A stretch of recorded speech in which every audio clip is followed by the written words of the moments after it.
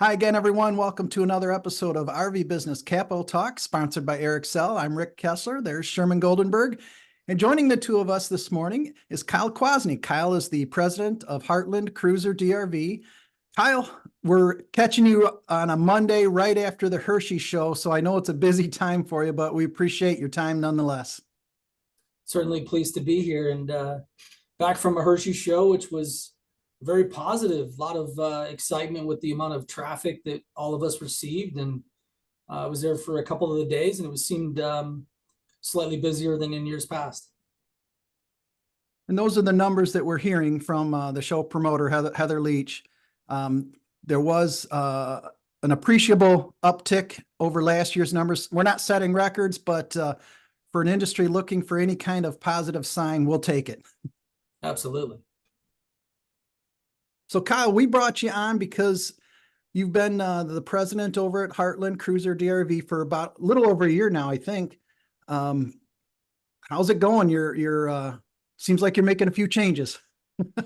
Yeah, certainly very excited to be here, and I've been fortunate to be a part of the THOR family for this is my 20th year. I started at Keystone in early 2005 as a sales trainee. I spent 15 years at Keystone on various roles, and then 4.5 as the president of Dutchman.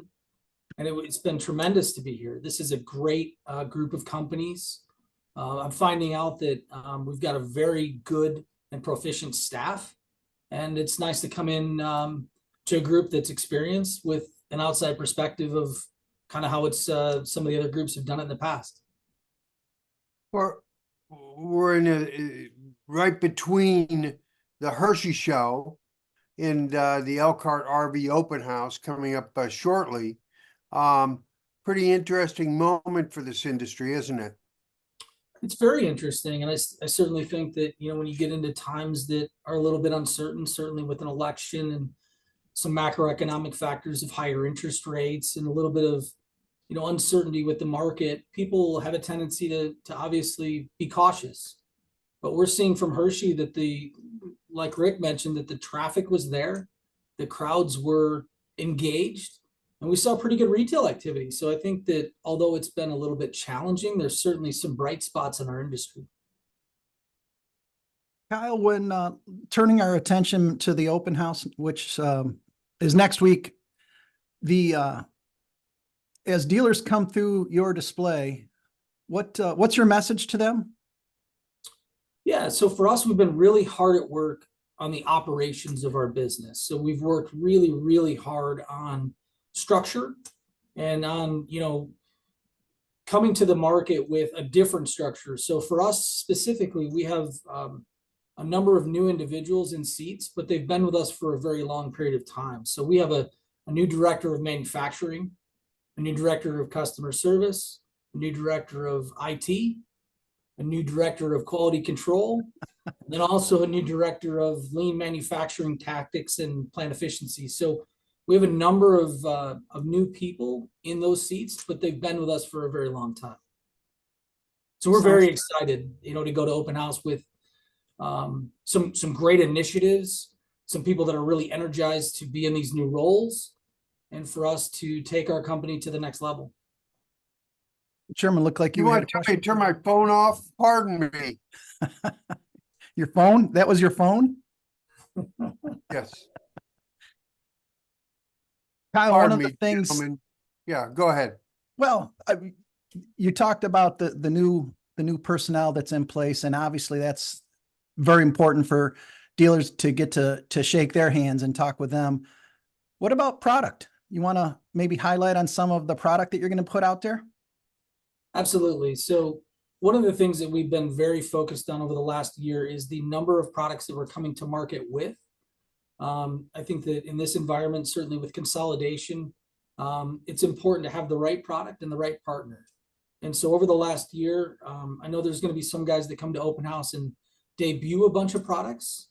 For us, we've been very focused on building intentional products. And what that meant for us as a company is between Heartland Cruiser and DRV, we eliminated 10 of the product lines that we're building. And that was very strategic for us. And it was to eliminate some of the sister brands that historically we've built as a company and allow our dealers the opportunity to sell products that they're not competing with a dealer that's just down the street with. And we feel that over time, that's going to give our dealers the opportunity to hold some margin and to feel like we're truly a partner and putting all of our resources into the brands that we're going to build. That's Kyle, that's bold. I mean, that's a bold statement. Consolidating the brands down by 10. That's unusual, I think, in this industry to go to for such. Oh, Sherm's shaking his head. Maybe that's not unusual. I mean, these are times of flux. Yeah. And it doesn't come to me as a surprise at all to hear something like this. Yeah, out of Thor or anybody else. Yeah, and for us, it's obviously you have a finite amount of time and resources, and we want to be very diligent of our dealers' floor plan dollars.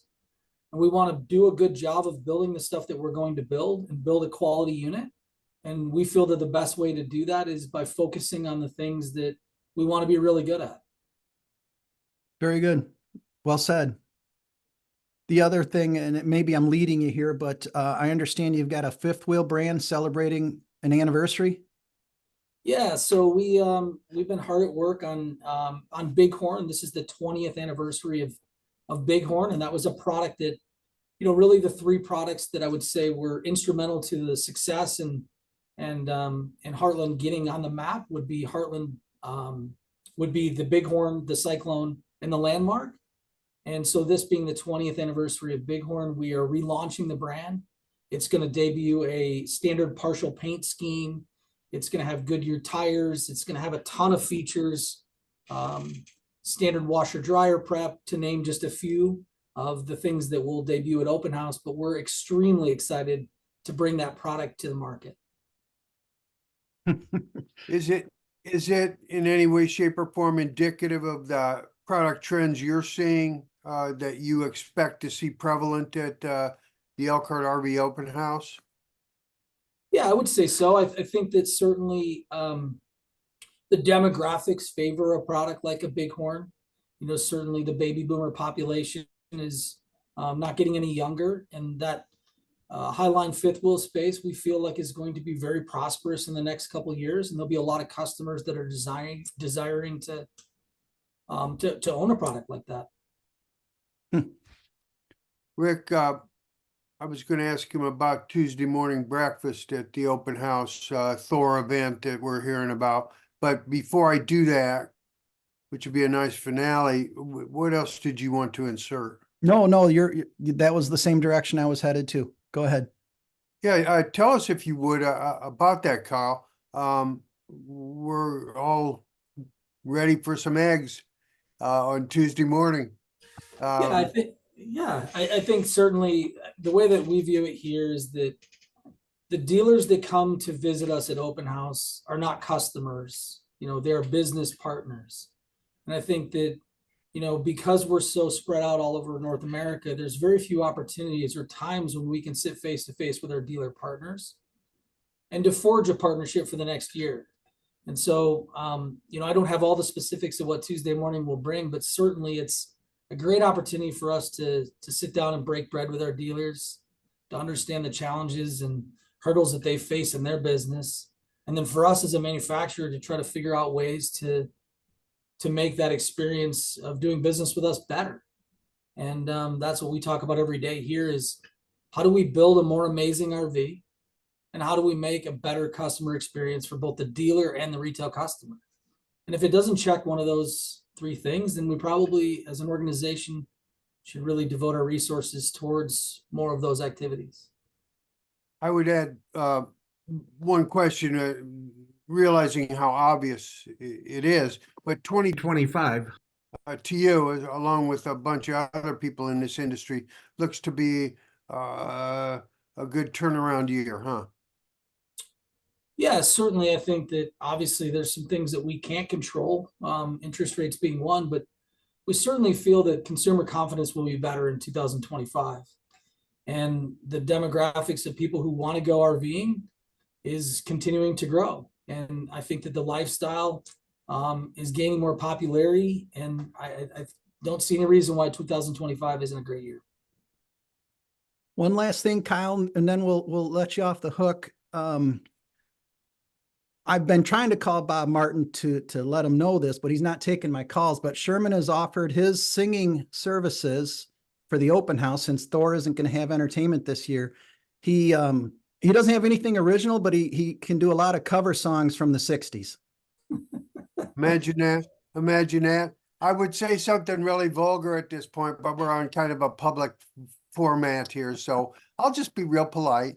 And thank you, Kyle, for joining us. Thank you, Kyle. Yeah. Sincerely appreciate the opportunity and look forward to seeing you as well as the rest of our dealers here in a couple days. Very good. Thank you. Take care. Thanks, guys.